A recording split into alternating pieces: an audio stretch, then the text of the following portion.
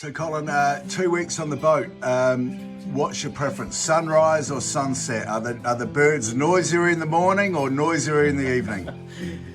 Yeah, some places the birds weren't too bad, but they're worse around towns, you know, like where we are at Swan Reach now. But I think everyone enjoys the evenings more. We're from WA, so we're not used to daylight saving, so the mornings weren't a big deal for us, and we're still on WA time, so we all slept in, which is fine.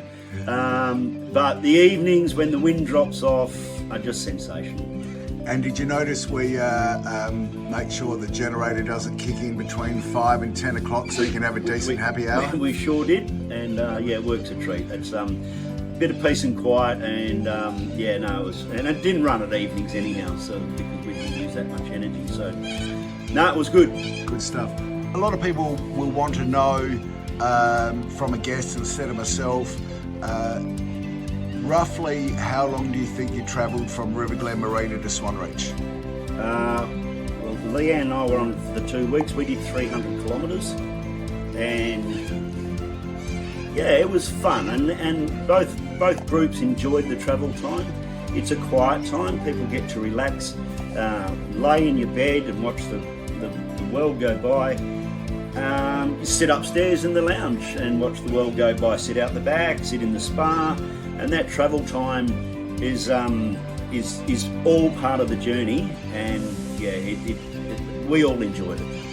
And Colin, did you find like you've got on wowfactor, you've got the front lounge as a bit of a living area with a couch and the helm. Then you've got obviously bedrooms, the rear kitchen and dining. Then you've got the rear deck. The upstairs 50 square metre air-conditioned lounge, the outside deck, and then the riverbank. What's your favourite living space? Upstairs, I think. The view's sensational.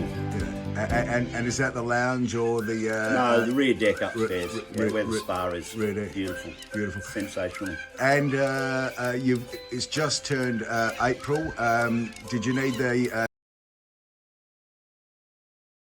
We didn't use the heaters once, no, and we only used the air conditioner a few nights, so you know you can keep yourself very comfortable. Open and close windows controls the temperature. Kate and I cooked a campfire or camp oven roast at degustation on the sandbar at Swan Reach to welcome week 2. Tell us about it. I had a ball, and look, thanks so much for letting us do it. And so did the people that had just arrived. It just set the scene, and they've thoroughly enjoyed the efforts that Kate and Todd put into preparing the sandbar meal. It was sensational, and it gave us lots of how do you say, good meat to put on pizzas for the rest of the week. And that's the other thing, if you're coming up here, make sure you get some pizza dough from Harndorf.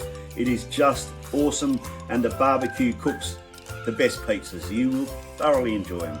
Wonderful, thanks Colin. Now Colin, tell us, being from WA, what's a yabby taste like? Week 1 didn't like the yabbies, but week 2 really got into them. So yeah, we had a few yabby cocktails, and we even brought some crayfish over from home. So yeah, yabbies and crays go really well together, I must say. Wonderful, good on you Colin. You now know I live in Harndorf, and I gave Tim a pretty big wrap.